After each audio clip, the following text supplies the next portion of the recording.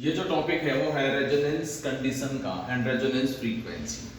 Resonance frequency होती क्या है एंड रेजोनेंस कंडीशन होता क्या है। देखो एलसीआर सर्किट में हमने जो इम्पीडेंस फाइंड किया है उसका फॉर्मूला हमारे पास ये है, और जब एक्सएल की वैल्यू एक्सी के साथ इक्वेट कर इक्वल हो जाती है तो उस सिचुएशन में इफेक्टिव जो रेजिस्टेंस बढ़ता है वो हमारे पास केवल आर के इक्वल बचेगा, क्योंकि ये और ये इक्वल हो गए तो कैंसिल हो जाएगा। जेड की वैल्यू कैसी होगी, इक्वल टू आर होगी। तो circuit is purely resistive and ऐसी सिचुएशन में इंपीडेंस की वैल्यू कंपैरेटिवली रिड्यूस हो जाएगी एंड करंट जो है वो सर्किट में इंक्रीज हो जाएगा, मैक्सिमम होगा। तो दिस कंडीशन को, इसी कंडीशन को हम क्या बोलते हैं, रेजोनेंस कंडीशन बोलते हैं। एंड जिस फ्रीक्वेंसी पे ये सारा मैकेनिज्म होता है उस फ्रीक्वेंसी को हम बोलते हैं रेजोनेंस फ्रीक्वेंसी। तो इसका मतलब रेजोनेंस कंडीशन के लिए एक ही कंडीशन है कि एक्सएल और एक्सी की जो वैल्यू है बिकम इक्वल। जब वो इक्वल हो जाएगी तो इफेक्टिव रेजिस्टेंस हो जाएगा रिड्यूस। तो इसका मतलब अगर मैं एक्सएल को एक्सी के साथ इक्वेट कर दूं, एक्सएल जो हमारा है वो है ओमेगा इंटू एल, एक्सी जो है वो हमारी है 1 अपॉन ओमेगा सी, और omega square is equal to 1 upon L C, omega is equal to under root of L C, omega होगा 2 pi nu 1 upon L C, और फाइनली जो frequency आएगी हमारी जिसका हमने नाम रख दिया रेजोनेंस फ्रीक्वेंसी, वो होगी equal to 1 upon 2 pi under root L C. इस फ्रीक्वेंसी को ही हम क्या बोलते हैं, रेजोनेंस फ्रीक्वेंसी बोलते हैं, राइट।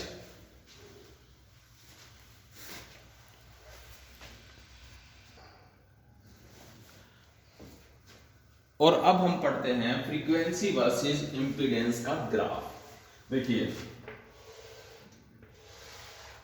यहां पे वैल्यू है हमने रिप्रेजेंट कर दी इंपीडेंस के इक्वल, और ये हमारी है फ्रीक्वेंसी। और हमने एक चीज पढ़ी है कि रेजोनेंस फ्रीक्वेंसी पे हमारा जेड की जो वैल्यू है इक्वल टू किसके है, आर के। तो उस सिचुएशन में जो करंट की वैल्यू होगी वो सबसे मैक्सिमम होगी। इसका मतलब इस फ्रीक्वेंसी पे करंट का ग्राफ मेरा सबसे मैक्सिमम होगा, और वो करंट का ग्राफ होगा इक्वल टू आई नॉट जो मैक्सिमम है। और इस फ्रीक्वेंसी का नाम हमने रख लिया रेजोनेंस फ्रीक्वेंसी। तो रेजोनेंस फ्रीक्वेंसी से अगर मैं पहले का ग्राफ फ्रीक्वेंसी चेक करूं तो उस कंडीशन में हमारा ग्राफ थोड़ा नीचे आएगा, क्योंकि उस कंडीशन में हमारा इंपीडेंस पूरी तरह एक्टिव होगा और इफेक्टिव रेजिस्टेंस थोड़ा कंपैरेटिवली ज्यादा होगा। रेजिस्टेंस ज्यादा होने की वजह से करंट का ग्राफ थोड़ा और नीचे आ जाएगा। एंड अगर मैं फ्रीक्वेंसी को थोड़ा और एक्सीड कर दूं तो ये ग्राफ फिर फर्दर क्या होगा, डिक्रीज करना स्टार्ट कर देगा। तो कहने का मतलब ये है कि कोई एक पर्टिकुलर फ्रीक्वेंसी पर ही करंट की वैल्यू मैक्सिमम होती है। इसके अलावा फ्रीक्वेंसी कम हो या फ्रीक्वेंसी ज्यादा हो तो इंपीडेंस की वैल्यू ज्यादा ही मिलेगी। तो इसका मतलब इसका जो ग्राफ है हमारा करंट वर्सेस, वो ग्राफ हमें कुछ ऐसा मिलेगा, इस टाइप का। तो इस कंडीशन पे हमारा पास करंट की वैल्यू सबसे मैक्सिमम है, तो यहाँ पे हमारे जेड की जो वैल्यू होगी इक्वल टू आर होगी, राइट। तो यहाँ पे अगर मैं चेक करूँ, सपोज करो यहाँ पे करंट की वैल्यू मेरी 0 है, यहाँ पे करंट की वैल्यू मेरी मैक्सिमम है, और किसी एक ऐसी फ्रीक्वेंसी पे करंट की वैल्यू जो है वो इक्वल होगी उसकी आरएमएस वैल्यू के। तो जिन फ्रीक्वेंसी पे करंट की वैल्यू इक्वल होती है आरएमएस वैल्यू के इक्वल, लाइक दिस, तो सेम टू सेम यहाँ पे भी सेम सीन होगा, आई नॉट बाय रूट 2। तो उन फ्रीक्वेंसी को हम बोलते हैं साइड बैंड फ्रीक्वेंसी। क्या बता दिया, साइड बैंड फ्रीक्वेंसी। मतलब जो रेजोनेंस फ्रीक्वेंसी के साइड में एग्जिस्ट करती है, एक लेफ्ट में एग्जिस्ट करती है तो एक राइट में एग्जिस्ट करती है। तो ओमेगा 1 की एक ऐसी वैल्यू होगी जिसपे करंट की वैल्यू कितनी होगी, equal to RMS value. Omega 2 पे भी एक ऐसी वैल्यू होगी जिसपे करंट की वैल्यू कितनी हो, इक्वल टू आरएमएस वैल्यू। तो जिन फ्रीक्वेंसी को हम बोलते हैं साइड बैंड फ्रीक्वेंसी, और इसको हम बोलते हैं लोअर साइड बैंड। और इसको हम बोलेंगे अपर साइड बैंड यूएसबी। तो यूएसबी में से अगर मैं एलएसबी को माइनस करूंगा तो मुझे मिलेगी बैंड विड्थ। तो इसका मतलब अगर मुझे बैंड विड्थ फाइंड करनी है, बैंड विड्थ, तो उसके लिए मुझे क्या करना पड़ेगा, यूएसबी में से एलएसबी को माइनस करना पड़ेगा। तो एक बार हम क्यों ना ओमेगा 1 की वैल्यू चेक करते हैं कितनी आएगी।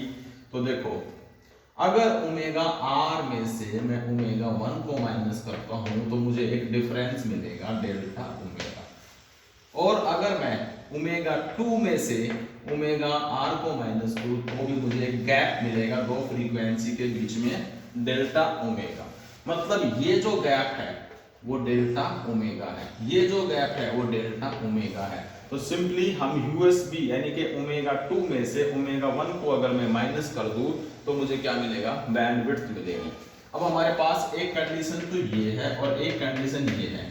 अगर मैं दोनों को ऐड कर लूं, एडिंग फर्स्ट एंड सेकंड, तो क्या होगा हमारे पास, ओमेगा आर से ओमेगा आर कैंसिल हो जाएगा, तो बचेगा क्या, omega 2 minus omega 1 is equal to 2 delta omega. और ओमेगा 2 हमारा यूएसबी है और ये हमारा एलएसबी है, which is equal to 2 delta omega. Okay, और इसी को हम बोलते हैं बैंड विड्थ। तो बैंड विड्थ सर्किट में जितनी ज्यादा होगी उतनी सर्किट में जो क्वालिटी होगी सर्किट की वो उतनी अच्छी नहीं होगी। तो जितनी बैंड विड्थ कम होगी उतनी क्वालिटी कैसी होगी, अच्छी होगी। तो एक तरह से क्वालिटी जो फैक्टर है, क्वालिटी फैक्टर जो है उसकी डेफिनेशन क्या बनेगी फिर, वो है क्या, ratio of resonance frequency to the bandwidth. Bandwidth मतलब omega 2 minus omega 1, right. And इसको जब हमने सॉल्व किया तो omega R and omega 2 minus omega 1 को हम लिख सकते हैं 2 डेल्टा ओमेगा, राइट। तो एक तरह से हमने क्या फाइंड कर लिया, क्वालिटी फैक्टर फाइंड कर लिया। तो क्वालिटी फैक्टर जो है वो इनवर्सली प्रोपोर्शनल है किसके, बैंडविड्थ के। तो जिसकी जितनी ज्यादा बैंडविड्थ होगी सर्किट में उतना ही क्वालिटी सर्किट की कंपैरेटिवली क्या होगी, लो होगी। मतलब हमें थोड़ा ज्यादा हार्ड वर्क करना पड़ेगा उसकी ट्यूनिंग को सेट करने के लिए। और अगर बैंडविड्थ बहुत कम होती है तो ट्यूनिंग जो होती है बड़ी इजीली सेट हो जाती है। इसका सबसे अच्छा एग्जांपल अगर हम बात करें तो एफएम रेडियो स्टेशन के अंदर देखते हैं हम, दो चैनल के बीच में जो बैंडविड्थ होती है कंपैरेटिवली बहुत लो होती है। तो जब जैसे हम थोड़ा उसको ट्विस्ट करते हैं ना, कम बैंडविड्थ की वजह से नेक्स्ट चैनल बड़े शार्पली और जल्दी हमें रिसीव हो जाता है। तो इसका मतलब इस क्वालिटी फैक्टर में इसका L का, C का और R का क्या रोल है। तो अगर हमें क्वालिटी फैक्टर को एक्सप्रेस करना है in terms of L, C and R, तो उसके लिए एक अलग से फॉर्मूला होगा। तो quality factor in terms of L, C, R circuit,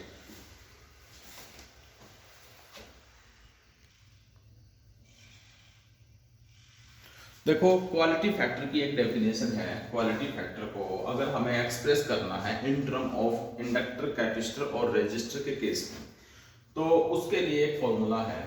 हमें रेशियो फाइंड करना है, ratio of voltage across inductor और कैपेसिटर। या तो हम इंडक्टर लें या कैपेसिटर लें, और अगर मैं उसको डिवाइड करता हूं वोल्टेज अक्रॉस रेजिस्टर के साथ, बट कंडीशन कैसी हो, रेजोनेंस कंडीशन, तो उस सिचुएशन में जो वैल्यू आएगी वो किसके इक्वल होगी, क्वालिटी फैक्टर के। देखो मतलब वो रेशियो जो है वो सर्किट की क्वालिटी को एक्सप्लेन करेगा। कैसे, देखो क्वालिटी फैक्टर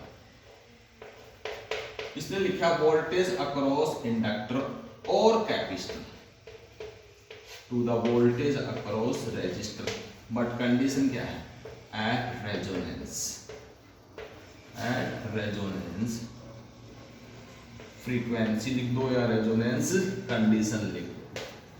तो क्वालिटी फैक्टर अगर सपोज करो मैं लेता हूं voltage across inductor to the voltage across resistor, और हमें पता है वोल्टेज अक्रॉस इंडक्टर होती है I इंटू एक्सएल और I इंटू आर, राइट।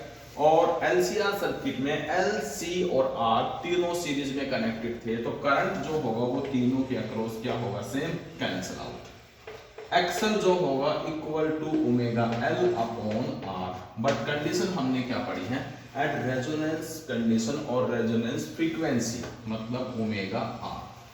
और रिसेंटली हमने ओमेगा आर की वैल्यू फाइंड की थी 1 upon under root L C into L upon R, right. तो इसको जब हम सॉल्व करते हैं तो हमारे पास मिलेगा 1 upon R under root L by C, right.